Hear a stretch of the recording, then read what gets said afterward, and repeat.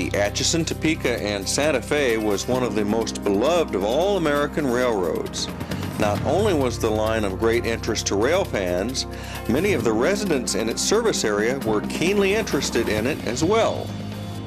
Part of the allure of the Santa Fe was the interesting western scenery that it passed through. Other reasons of interest was the fast freight service that the AT&SF offered, and of course the red and silver war bonnet locomotives, first in passenger service and later in freight service. The Santa Fe merged with the Burlington Northern in 1995 to form the Burlington Northern and Santa Fe Railway, and what was once the AT&SF has continued to change over the years. In this program, we'll pay a visit to the Santa Fe in 1995, right before the merger. Although the railroad had several routes, we will concentrate on the Chicago to Los Angeles main line with its numerous trains and a variety of interesting scenery. There have been many changes to the former Santa Fe since 1995, but this program will look at the railroad as it existed then and will largely not refer to later changes. So let's get moving and see why fast trains, interesting scenery, and sharp-looking motive power made the Santa Fe such an interesting railroad to watch.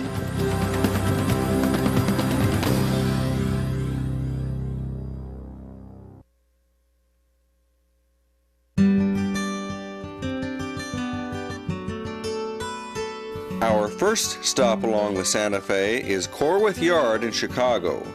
This was Santa Fe's primary yard in the area and the point where traffic was interchanged by the Santa Fe to and from other railroads. It was also a major intermodal terminal, loading and unloading piggyback and container trains.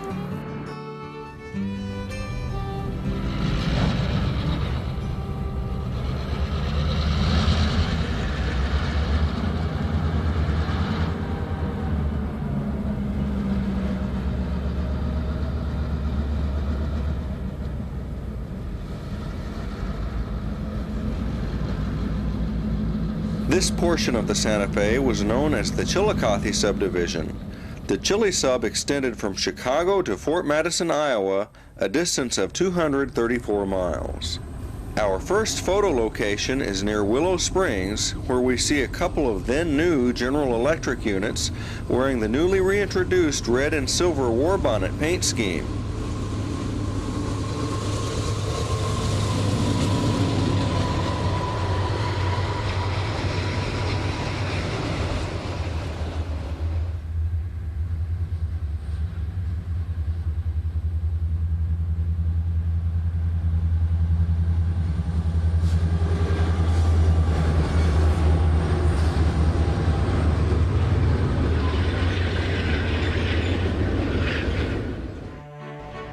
Miles west of Corwith Yard is Joliet Union Station.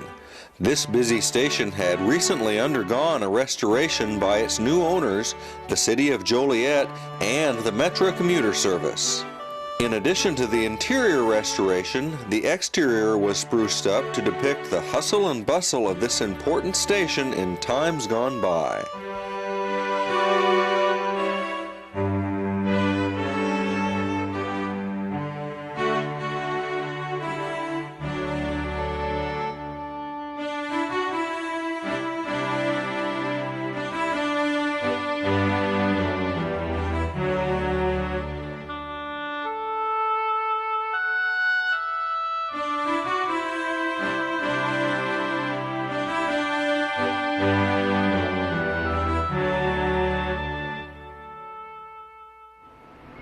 Joliet is a busy place, with both Amtrak and Metra dispatching many trains through here. Here, Metra's Old Rock Island line crosses the Illinois Central and Santa Fe, passing the still open interlocking tower.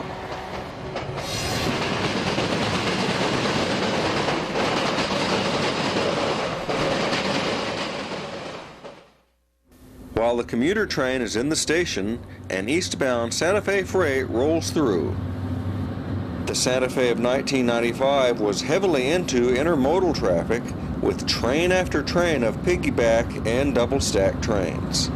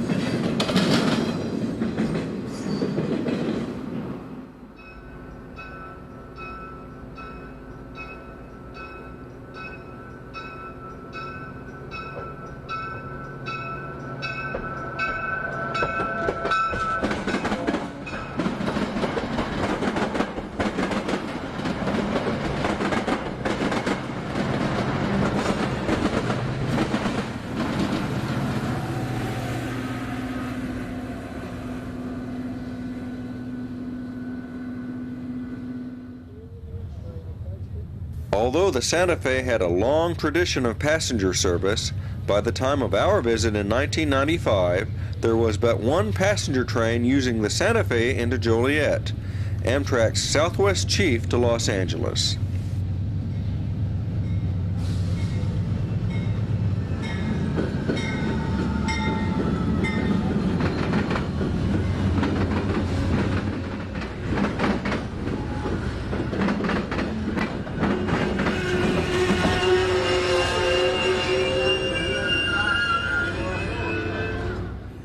After the merger with the Burlington Northern, the Chief was shifted to BN rails between Chicago and Galesburg.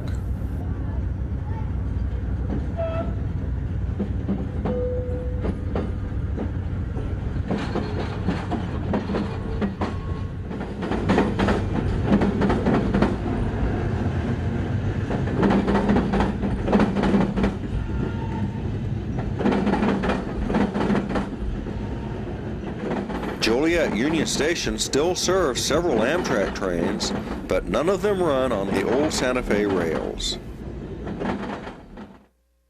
Many Santa Fe watchers were interested in the locomotives operated by the railroad.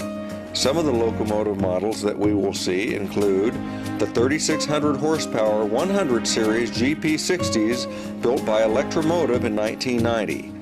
The 4,300 horsepower 200 series SD75s built by Electromotive in 1995. These were the last new locomotives built for the AT&SF. The 4,000 horsepower 500 series B40-8Ws built by General Electric in 1993. The 4,400 horsepower 600 series C44-9Ws built in 1994 by GE. The 3,800 horsepower 800 series C40-8Ws built in 1992 by General Electric. These units were painted in the red and silver war bonnet paint scheme and were called the Super Fleet. We'll also see many units painted in the older yellow and blue freight colors, such as this 3,000 horsepower SD40-2.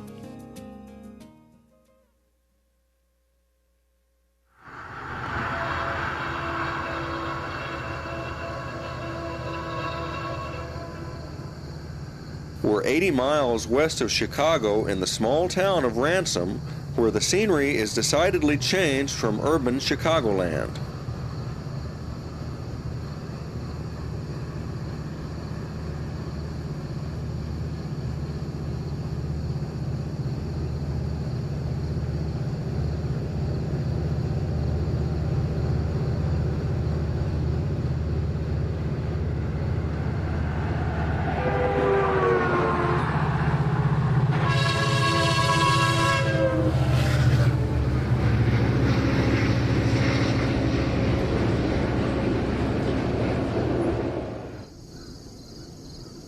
We're now in Wilburn in the Illinois River Valley, about 40 miles west of Ransom.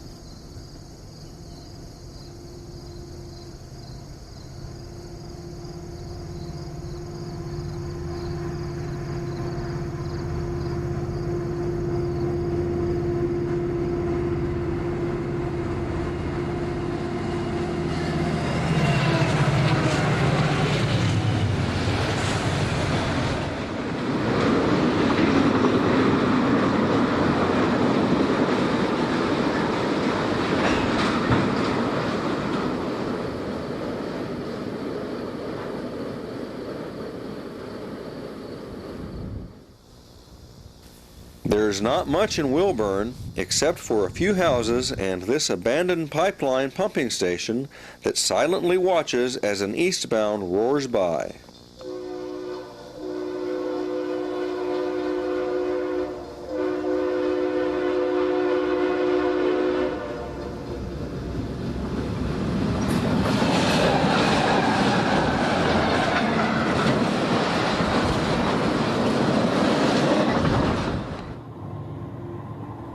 Just east of Chillicothe, trains crossed the Illinois River on the 1,695-foot-long bridge.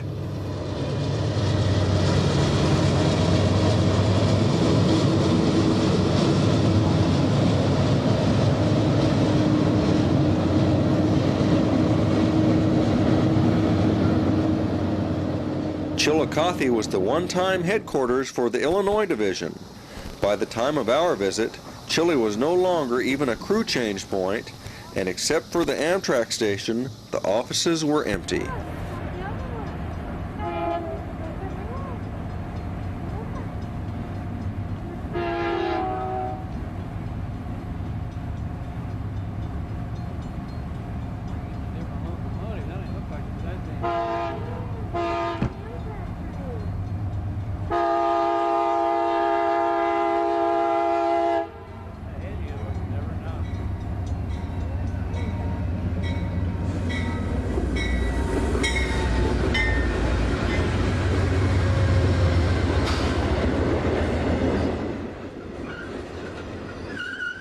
Here we see the arrival of the eastbound Southwest Chief, which is now also a part of history, as the train was rerouted to Burlington Northern trackage shortly after the merger with the BN.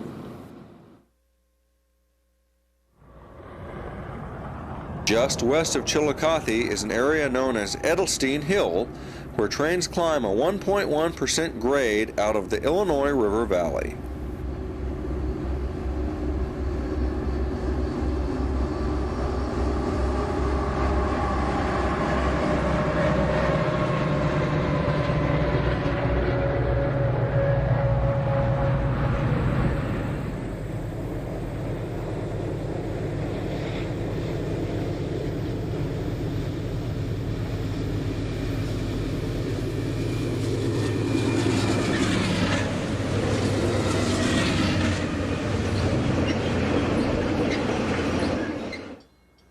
Galesburg is 175 miles west of Chicago. In 1964, the Santa Fe built a modern depot here, which still served Amtrak passengers until shortly after the merger.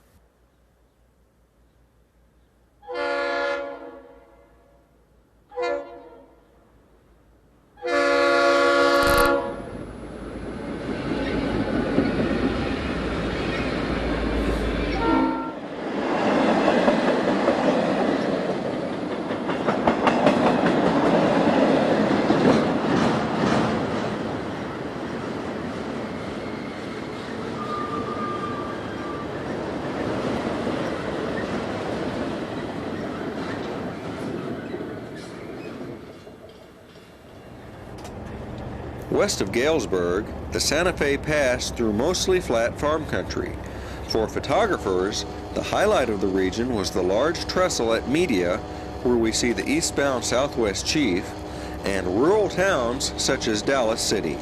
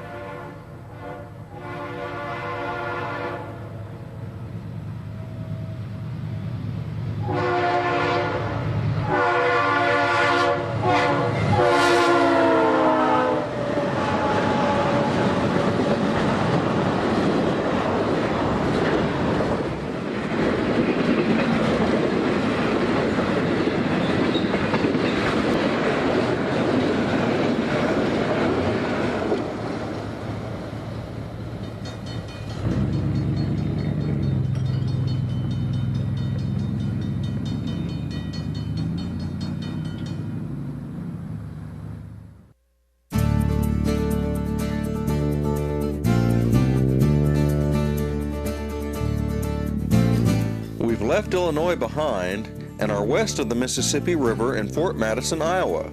Of all the states the old Santa Fe served, Iowa had the least amount of trackage, with the Santa Fe only having 20 miles of mainline track in the entire state.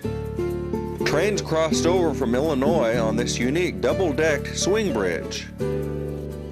There is a two-lane highway that uses the upper level, seen here on the left, as well as the double-track railroad that we are using. Another interesting aspect of the highway is that it was a private toll bridge. The toll booth was staffed by Santa Fe employees, with the proceeds going to the Santa Fe, not the local highway department. The present bridge is 3,347 feet in length.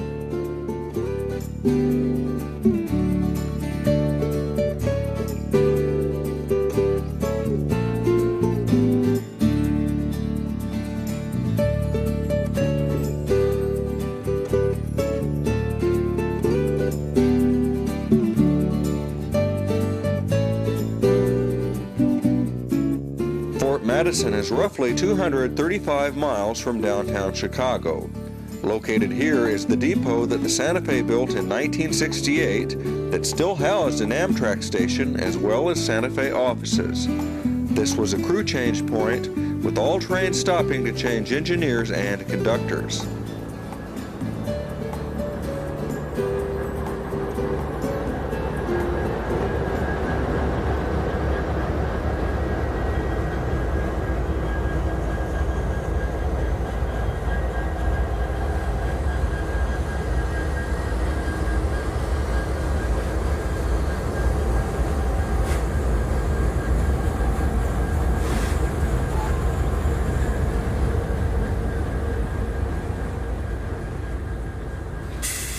Not only were crews changed, but subdivisions as well. We've left the Chili sub behind and will now be following the Marceline sub across the southern tip of Iowa and northern Missouri, a distance of 217 miles.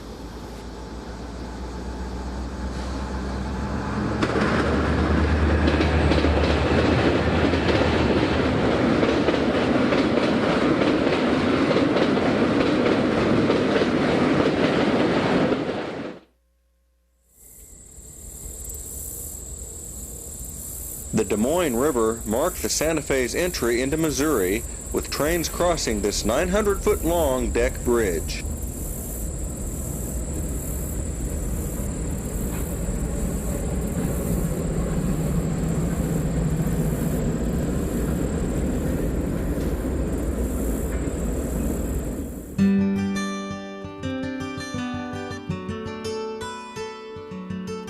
The Santa Fe's route through Missouri was rural, passing exclusively through rolling hills, farmland, and small rural towns.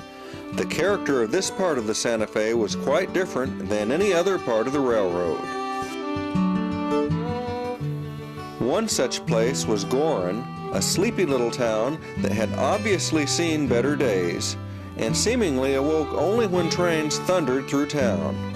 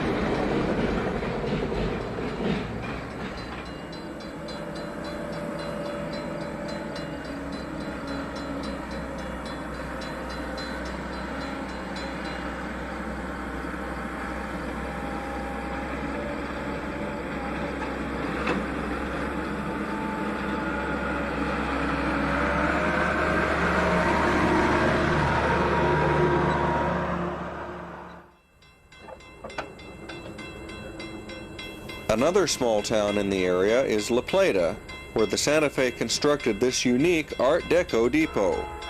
La Plata was a popular stop even after Amtrak took over Santa Fe's passenger services, as it serves the nearby college town of Kirksville.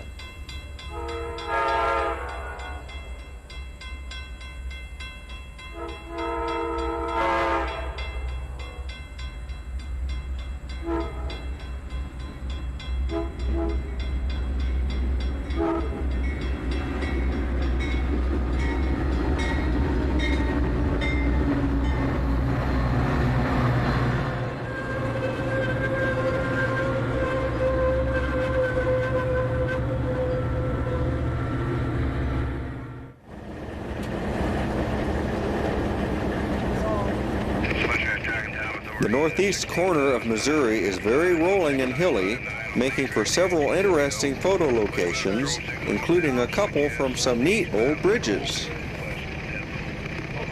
Near Ethel, we see the Santa Fe in its final days, passing through scenes that could have been taken much earlier.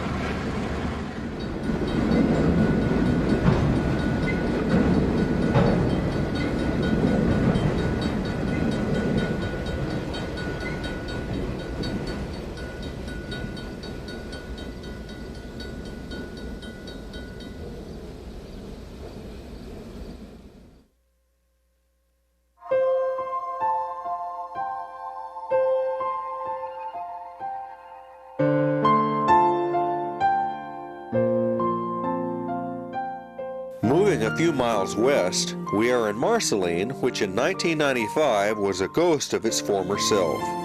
The boyhood home of Walt Disney, and once home to railroad division offices and a crew change point, was reduced to a locked station with Amtrak passengers waiting outside.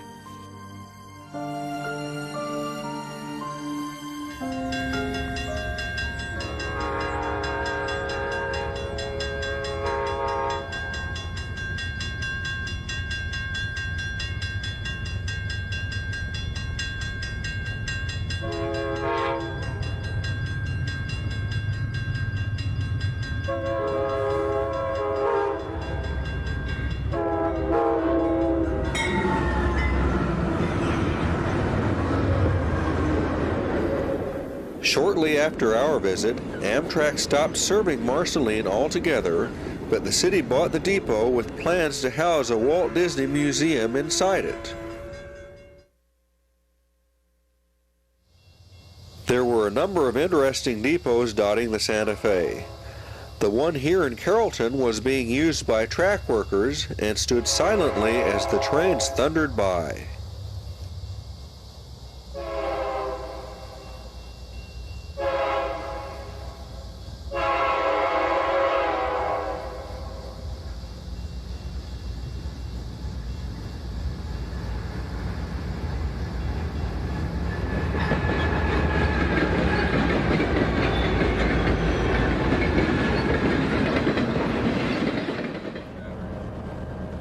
West of Carrollton, the Santa Fe shared 30 miles of track with the Norfolk Southern.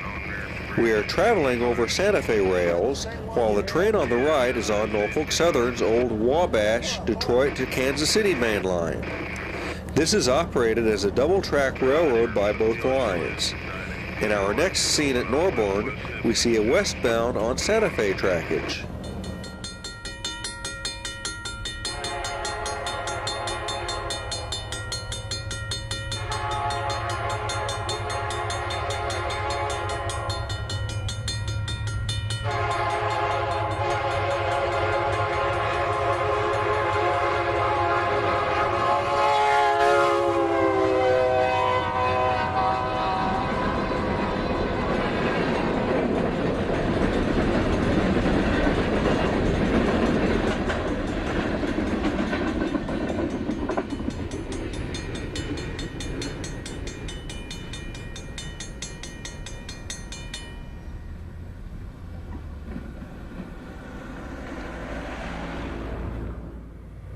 Henrietta had another neat old depot, also used by the track crews. Here there are 3 main tracks, with 2 Santa Fe in front of us and the NS to our rear.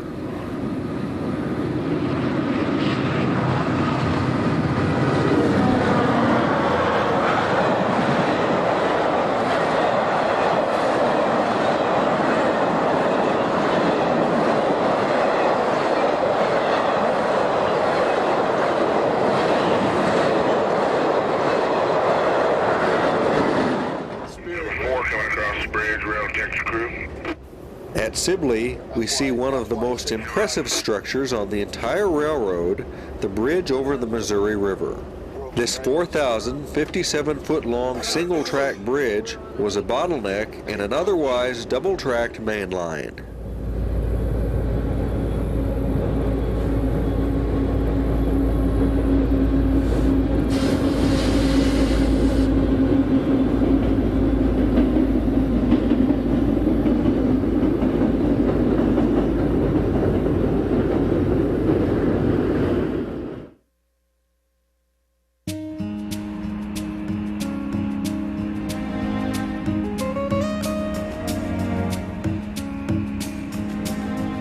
At the far western edge of Missouri is Kansas City.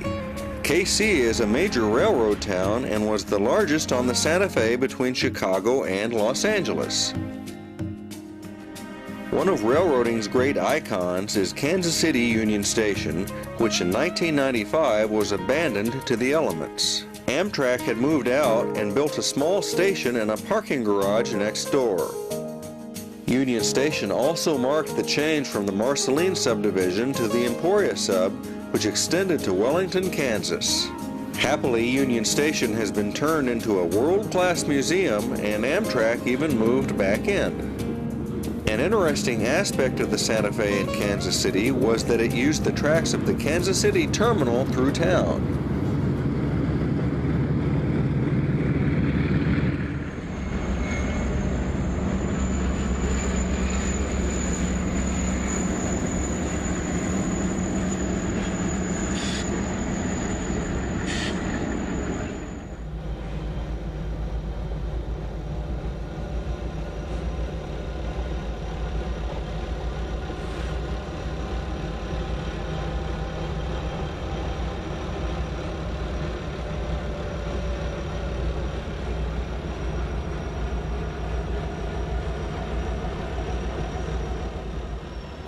We're just west of downtown and over the state line into Kansas.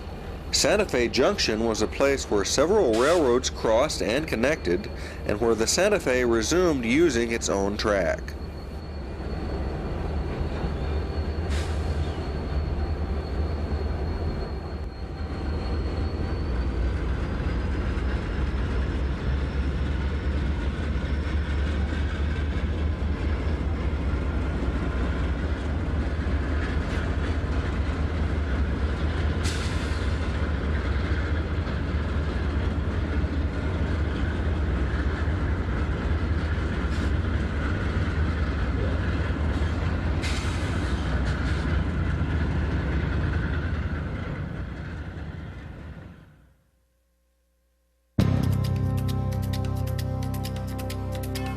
A short distance west of Santa Fe Junction is the huge Argentine yard. It was here that Santa Fe sorted cars coming from its various routes into trains headed for their destinations. As we head west from Argentine Yard, we will be on the Emporia subdivision for 234 miles all the way to Wellington. Many people have the notion that Kansas is flat and uninteresting, but the Santa Fe passed through a surprising amount of interesting scenes as it traveled through the Sunflower State.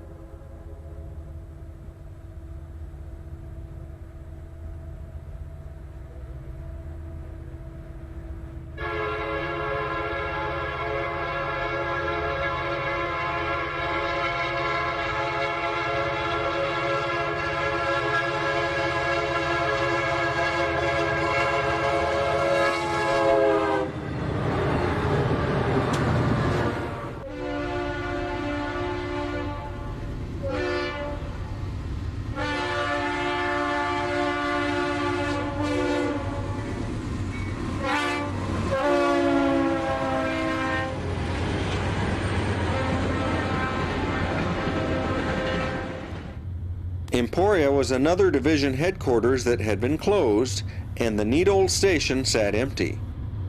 Alas, years of vacancy took their toll, and this building burned in 1999, a total loss.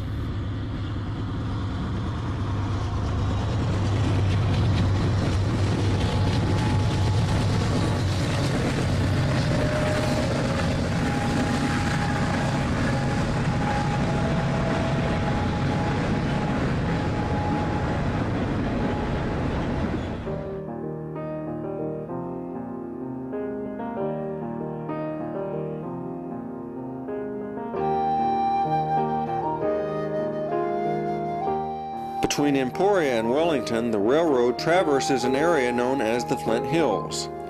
This area is quite scenic with farms and grazing cattle.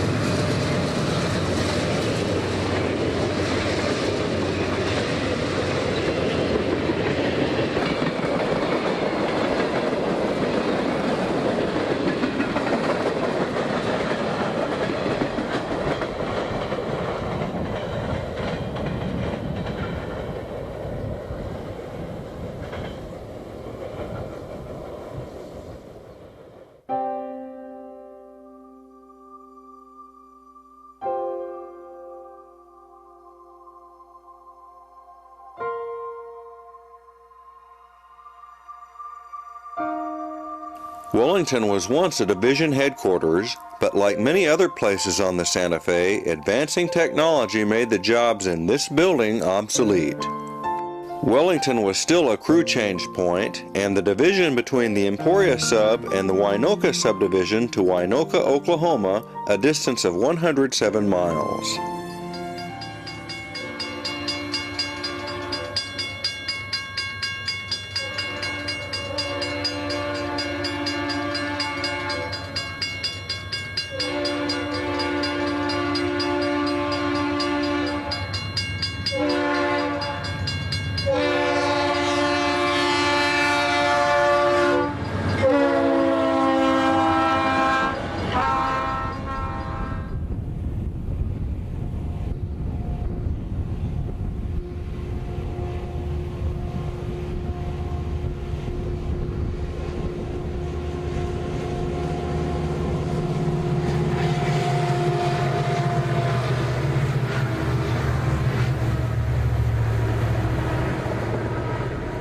Iowa, Kansas was home to a very interesting depot, which like so many others now housed offices for track crews and faced an uncertain future.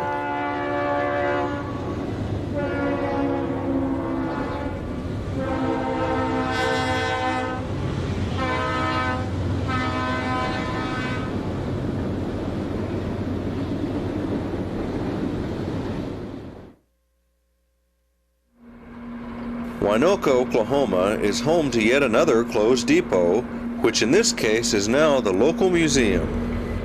A work train is in town today, giving us the rare chance to see a Santa Fe caboose in operation.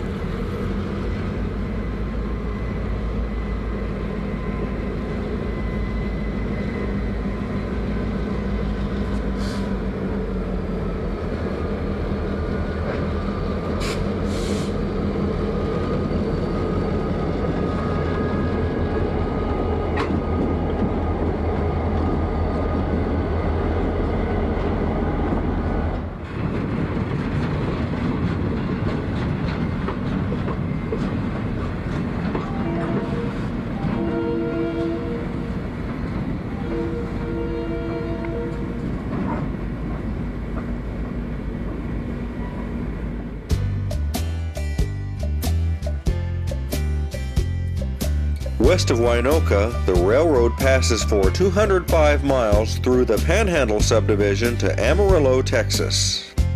Just west of Winoka is an interesting area called Curtis Hill. Westbound trains battle a 1% grade, and this area is known for its very red soil and several mesas. Between Kansas City and central New Mexico, much of the Santa Fe was single track. Towards the end of its corporate existence, the railroad was embarking on an ambitious plan to double track much more trackage. In 1995, crews were busy in the Curtis Hill area, adding the second main track. All the while, trains continued to roll on by.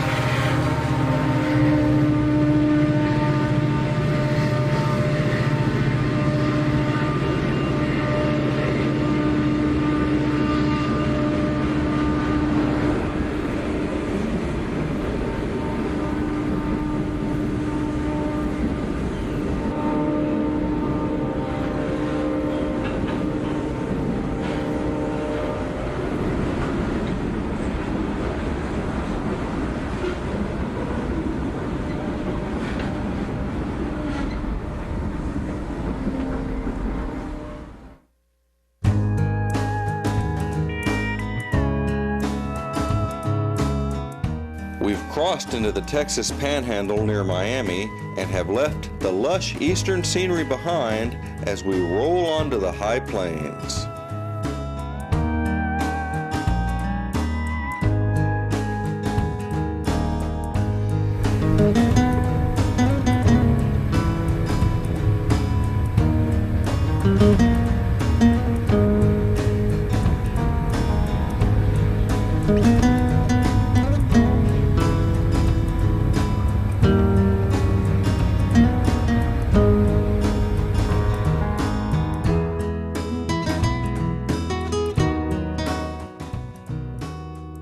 Panhandle is a classic Texas farm town with a nicely preserved depot now serving as the police department.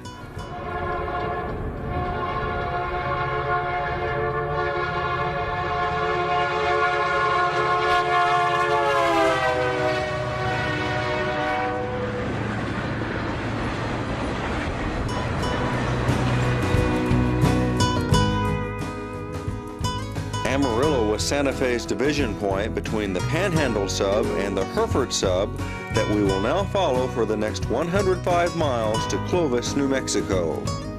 Amarillo's nice station was being used as a restaurant and shopping complex in 1995.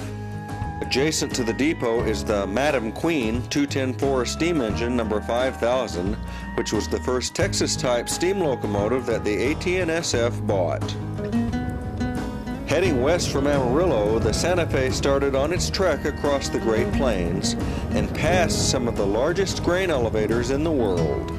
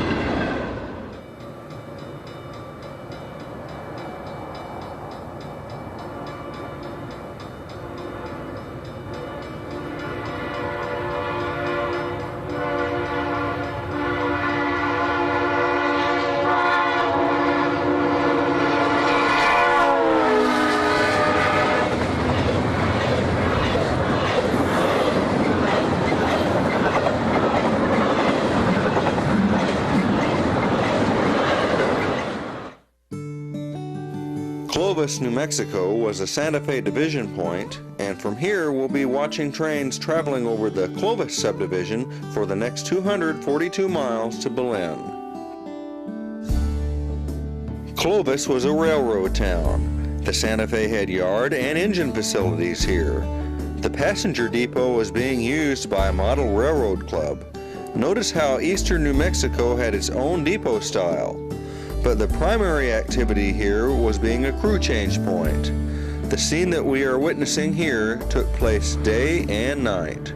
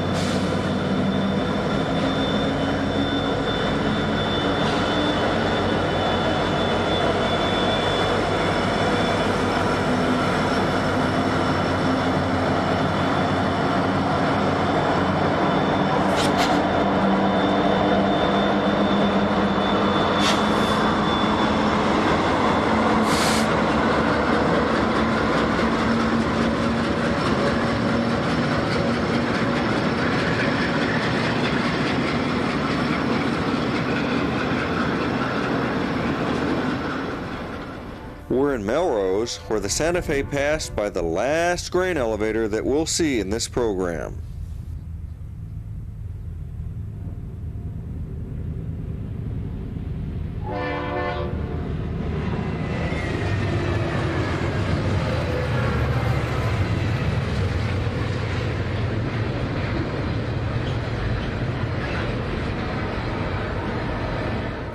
The scenery in this part of the state is primarily wide open spaces and a big sky.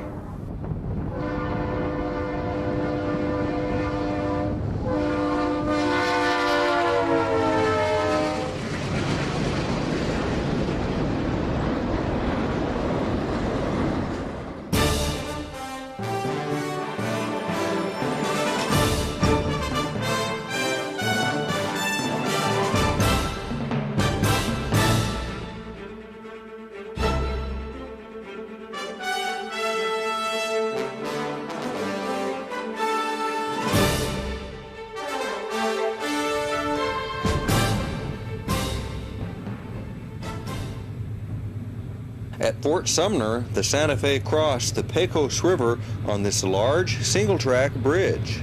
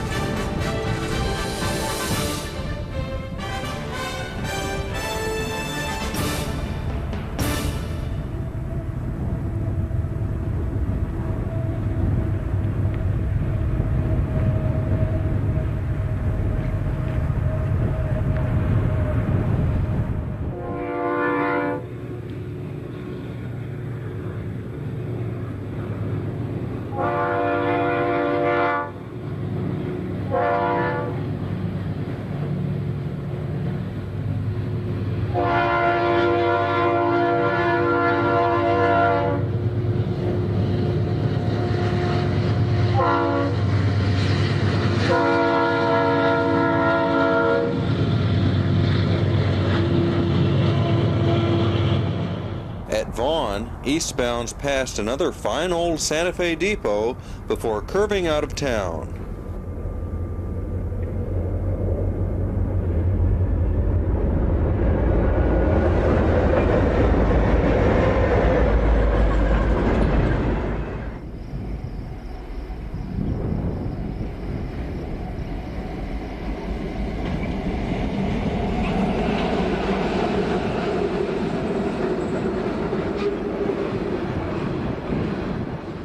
As the Santa Fe neared the middle of New Mexico, the miles of running across the Great Plains are nearing an end.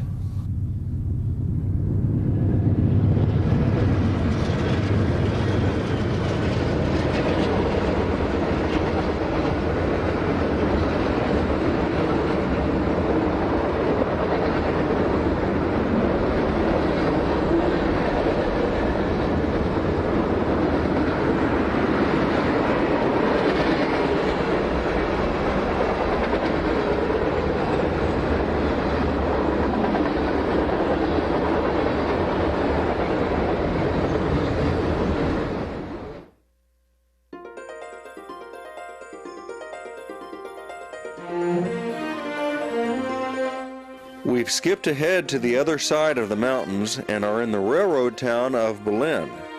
Belen was an important location for the Santa Fe, with lines stretching out in all directions, and it was a crew change point.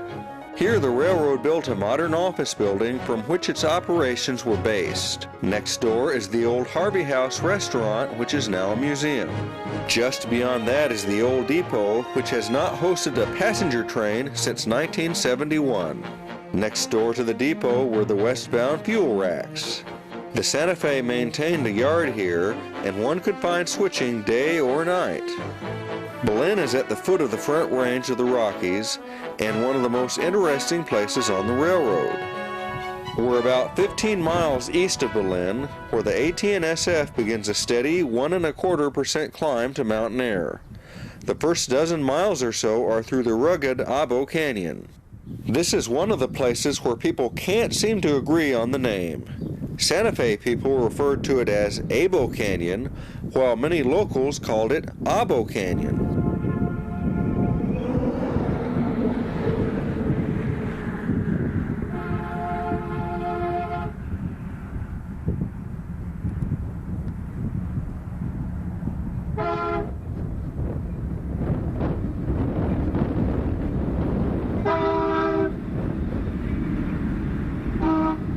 The canyon is home to several remote bridges and is an interesting place to watch trains battle uphill.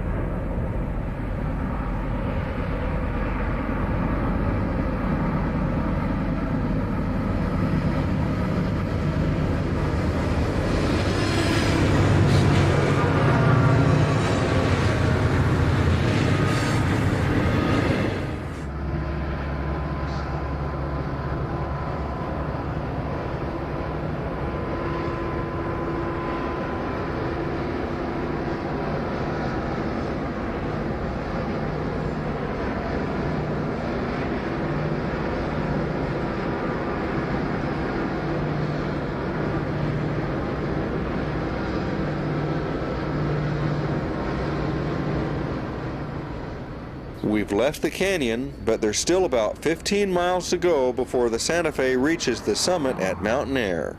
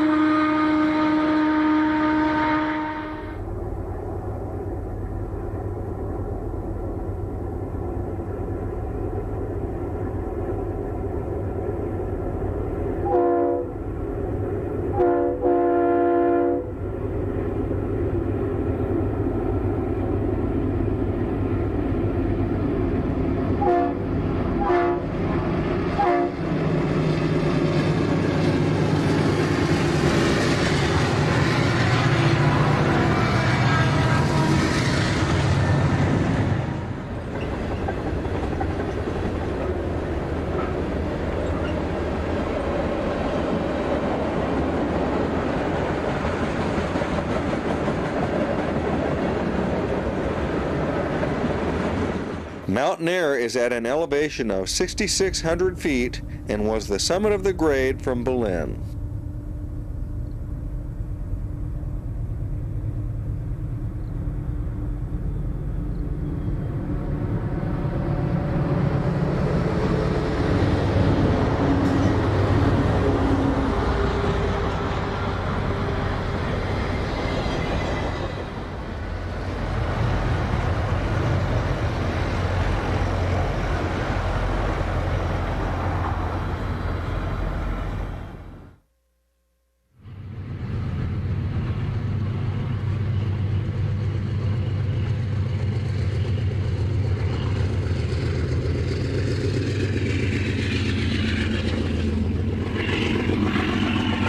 We've just left Belen and will watch the Santa Fe as it continues west. A few miles west of Belen, we're at Dalles, which is the junction with the Glorieta subdivision. The Santa Fe called this section the Gallup subdivision, which runs for 284 miles past Gallup and on to Winslow, Arizona. Here, the eastbound southwest chief is about to diverge onto the Glorieta sub, where it will run up to Albuquerque, then over Glorieta and Raton passes. After the advent of Amtrak, there was no passenger service on the southern main line between here and Kansas City.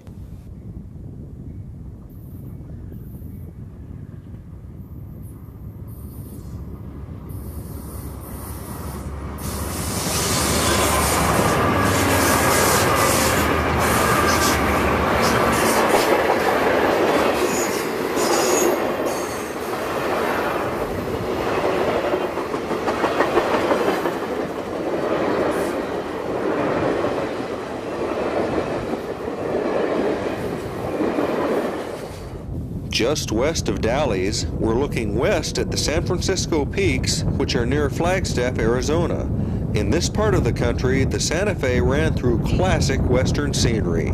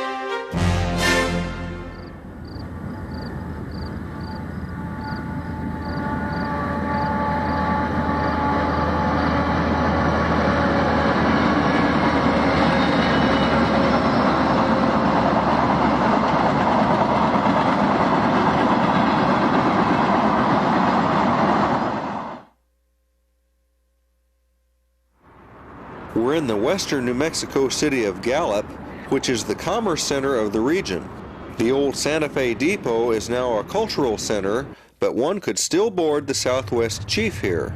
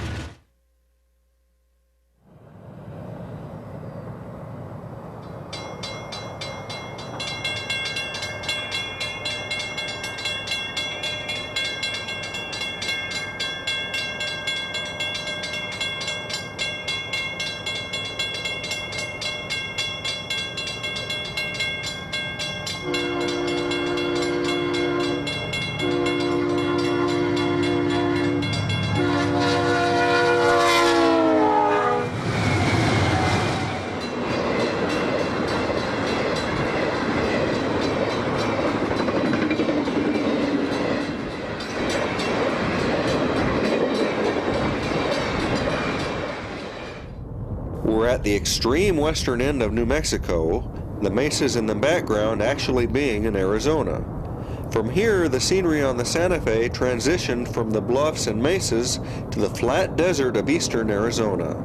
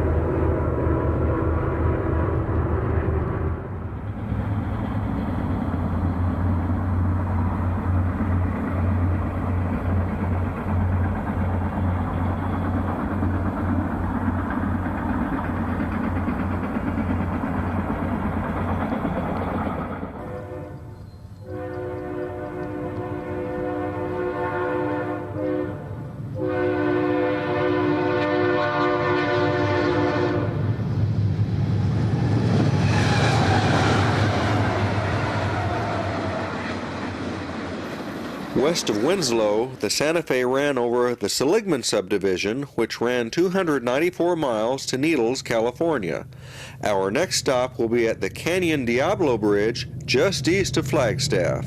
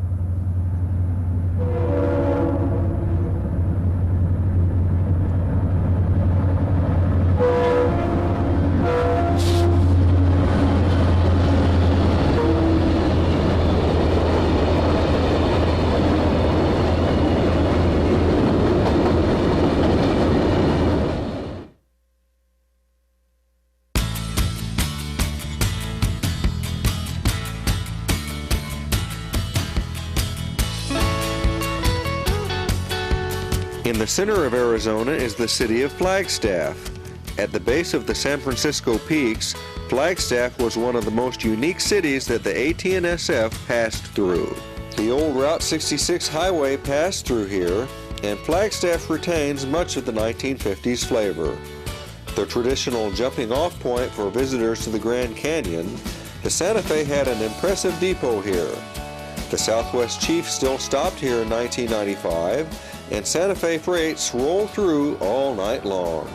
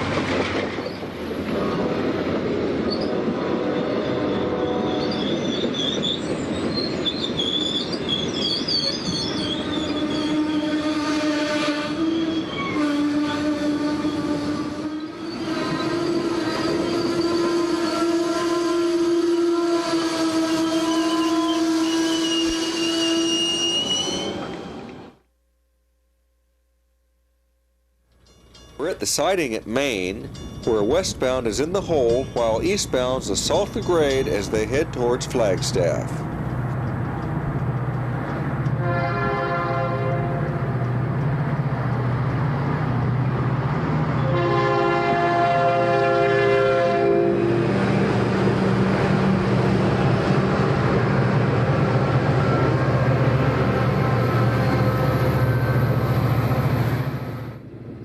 West of Flagstaff, the Santa Fe passed through the only alpine area on the main line, which was an interesting place to photograph trains.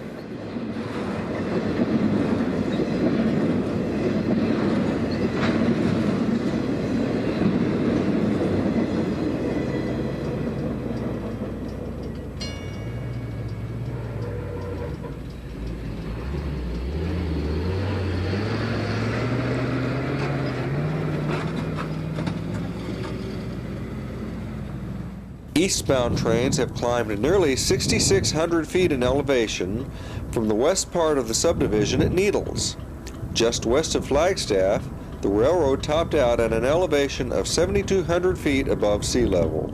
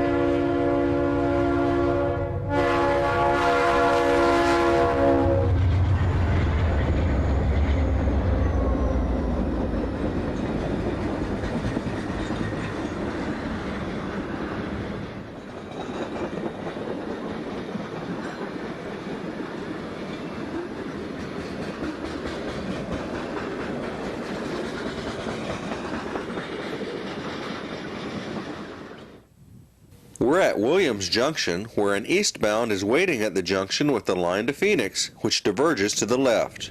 This was once the main line to California, which we will discuss some more about shortly.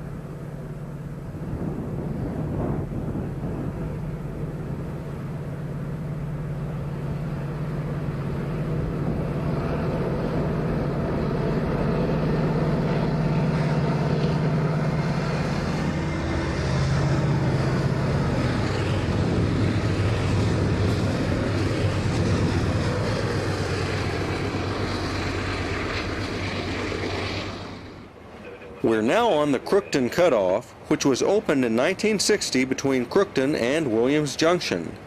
Previously, the line followed a winding path from Crookton to Ash Fork, junction with the line to Phoenix, and Williams Junction. The cutoff was a high-speed railroad with easy gradients and gentle curves, and was perhaps the most impressive line relocation that the Santa Fe ever did.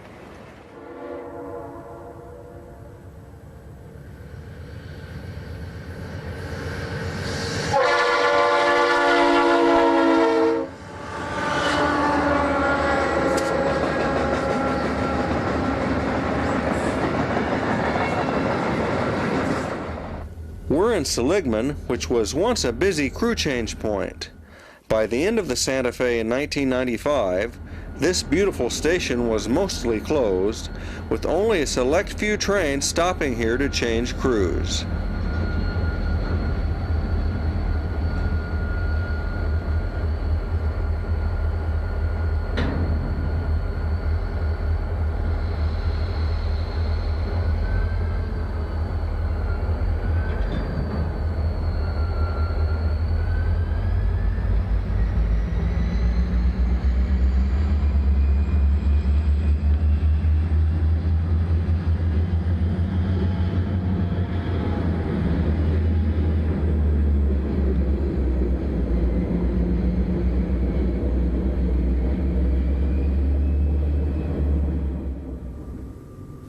West of Seligman, the Santa Fe encountered the only tunnel on the main line east of California.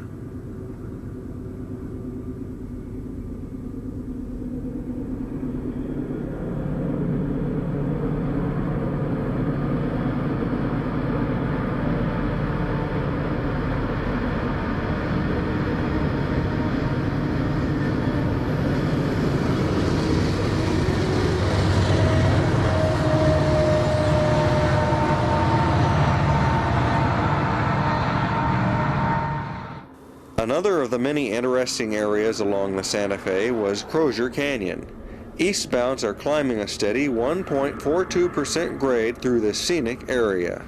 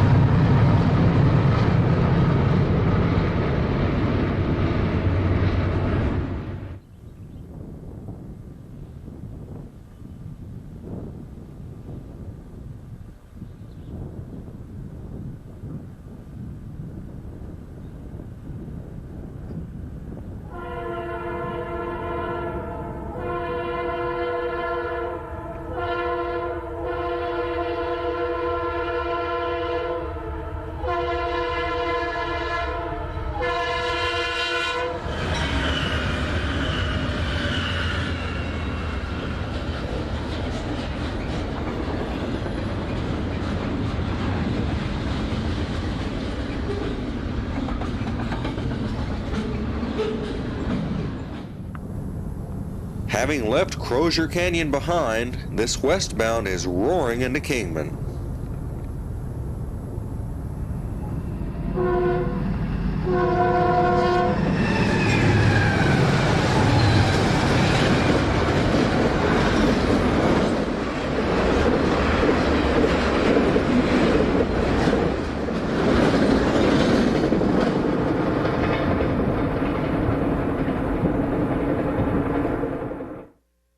Kingman, Arizona is the home of Santa Fe steam locomotive number 3759, which pulled the last excursion of the steam era on the Santa Fe before being retired in 1955. It was donated to the city of Kingman for a permanent display, where it still stands watch over its old rails.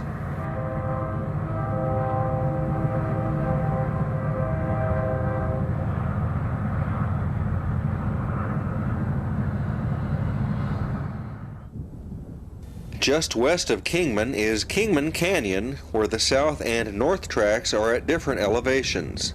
This allowed the south, or upper track, to have a more gentle grade. Kingman Canyon was a neat place to watch the Santa Fe.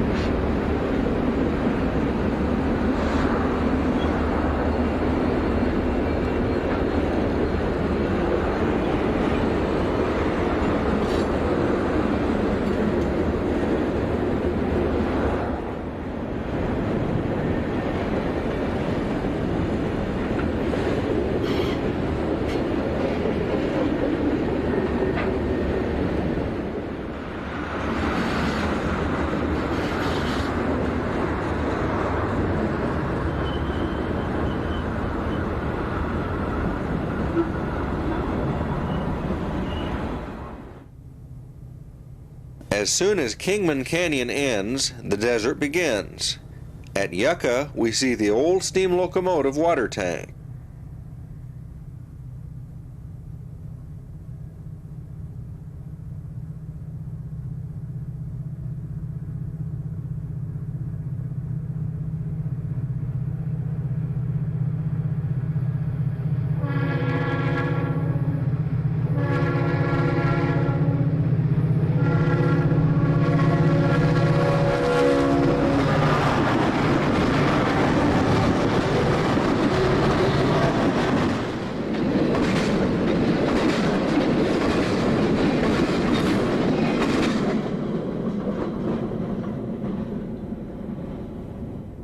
This part of the Santa Fe offered a variety of photographic opportunities.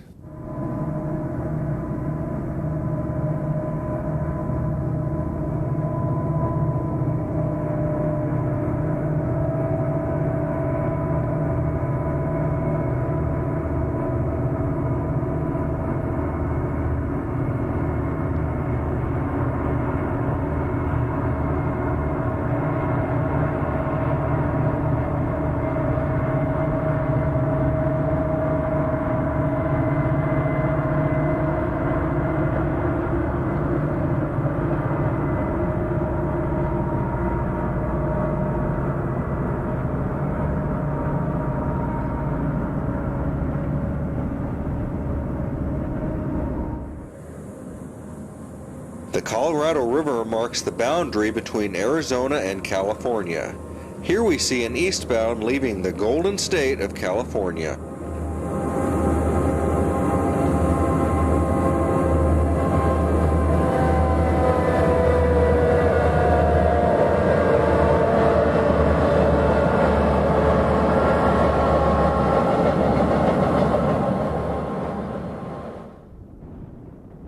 Needles, California marked the end of the Seligman Sub.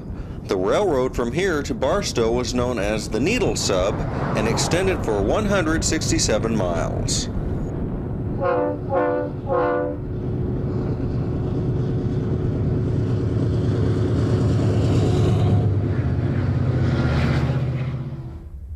This section of the railroad cut through the heart of the Mojave Desert.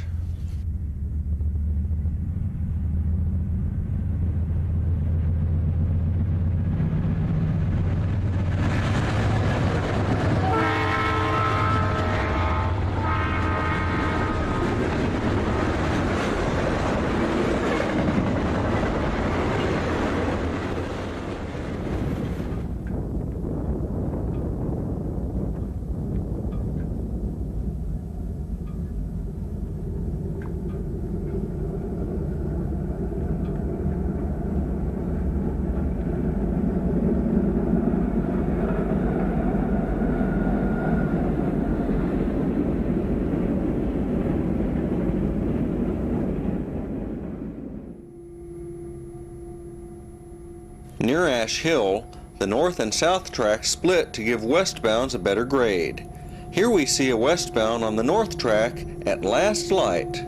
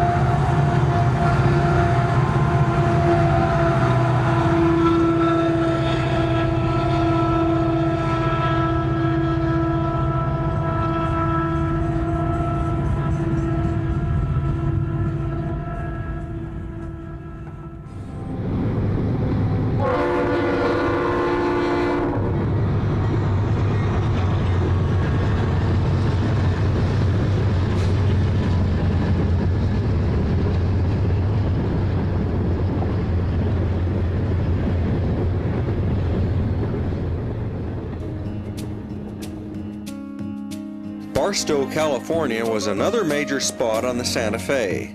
Here the line to Los Angeles splits with the line to the Bay Area. Located here is a major yard, as well as a restored depot and Harvey House restaurant. Also here was a major diesel locomotive repair facility.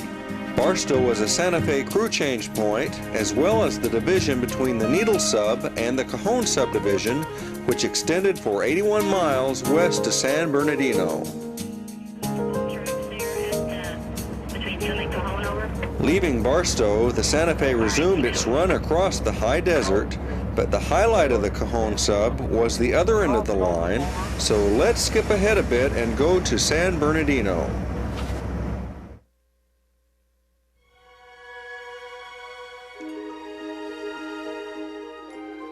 San Bernardino was another once important location on the Santa Fe.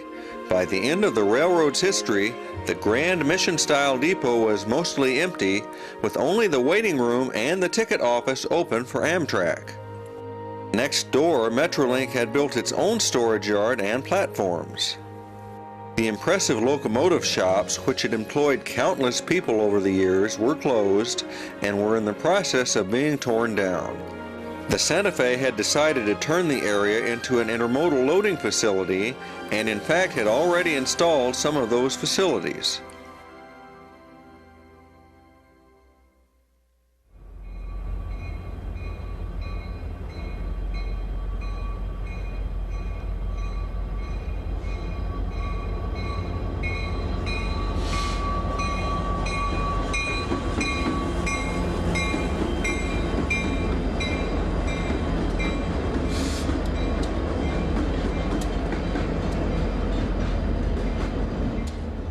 An interesting addition to the Santa Fe through here is the fact that Union Pacific had trackage rights, which added quite a bit of variety for the photographer.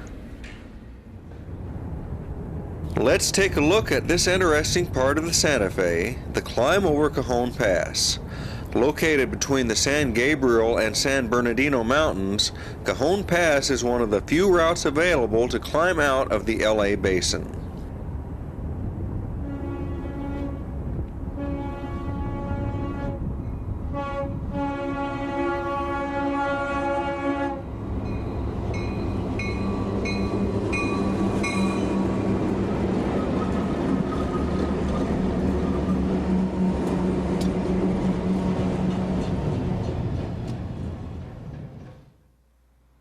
Blue Cut is a favorite location on Cajon Pass. Eastbound trains have to fight a 2.2% grade on this part of the hill.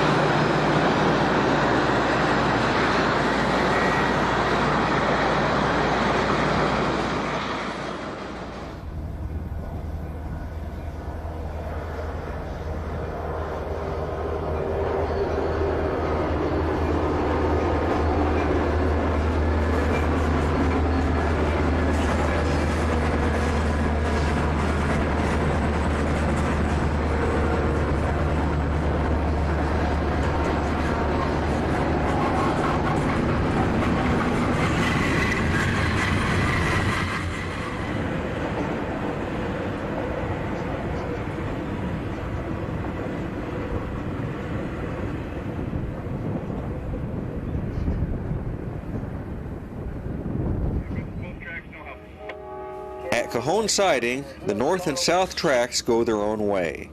The track that we are on, which is the north track, was built in 1913 and features a grade of 2.2%. The south track, which we see coming in at the left, is the original track over Cajon, built in 1895.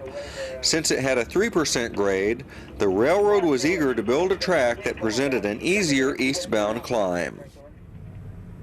The steep grade on Cajon Pass has been an operational headache since it was built. Here we see an eastbound with a set of rear-end helpers on the north track.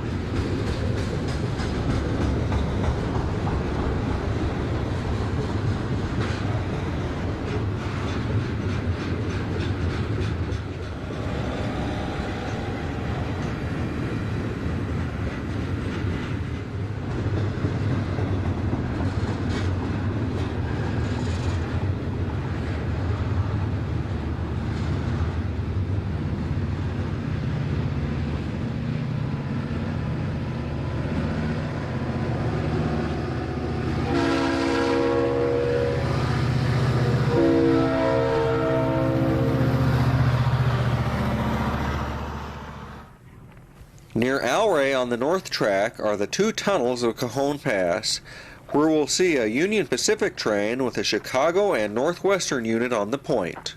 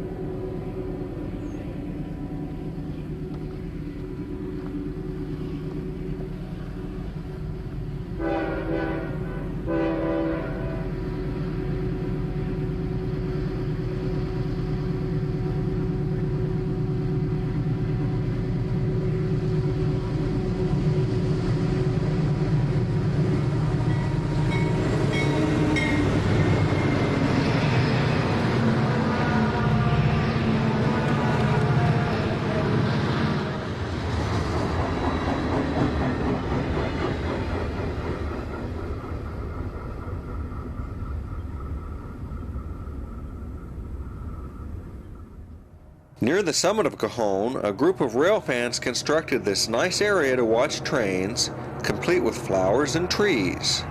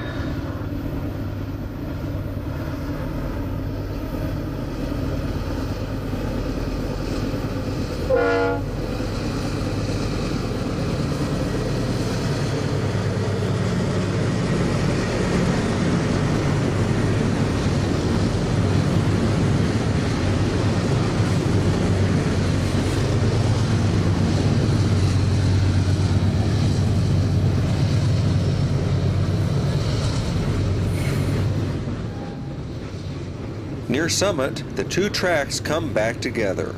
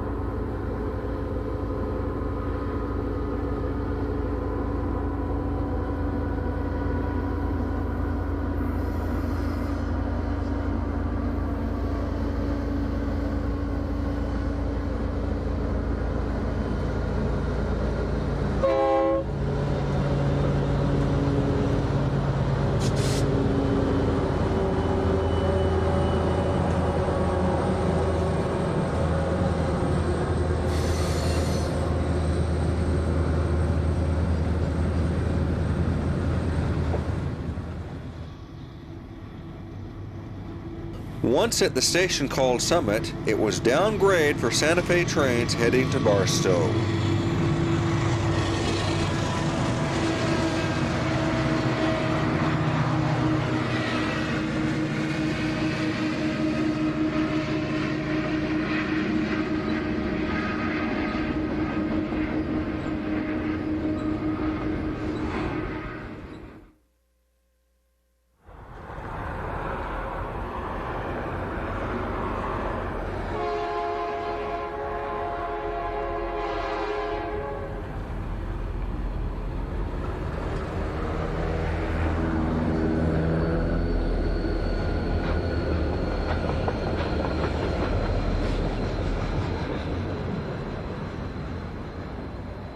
West of San Bernardino, the Santa Fe traveled over the San Bernardino subdivision the final 66 miles to Los Angeles.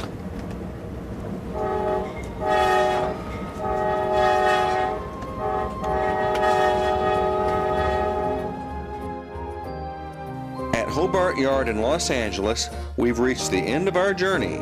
Hobart was a major Santa Fe center with a great deal of activity. The Atchison, Topeka and Santa Fe Railway was one of America's most beloved companies and had an interesting and honorable existence. It was also one of the nation's best-run railroads, and nobody apologized for the lines that the Santa Fe delivered to successor Burlington Northern and Santa Fe. All of the Santa Fe shown in this program still continues to see the trains of the BNSF, and the scenery is just as interesting. Still, it's not quite the same, and while the modern railroad moves forward, the classic image of the Santa Fe will remain in the hearts of its admirers as the AT&SF fades into history.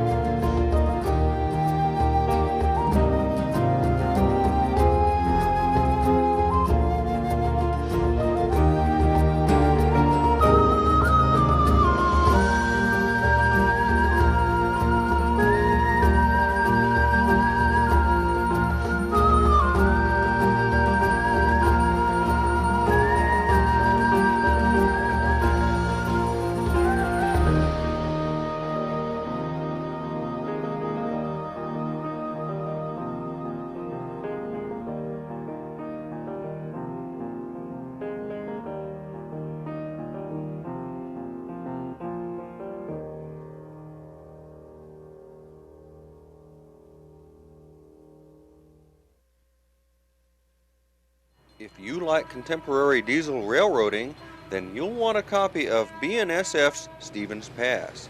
Shot immediately after the BNSF merger, you'll see Washington State's Stevens Pass while it still had a mostly Burlington Northern flavor. See the line from Gold Bar to Wenatchee, including the famed Cascade Tunnel. This is 1 hour of great railroading action that you won't want to miss.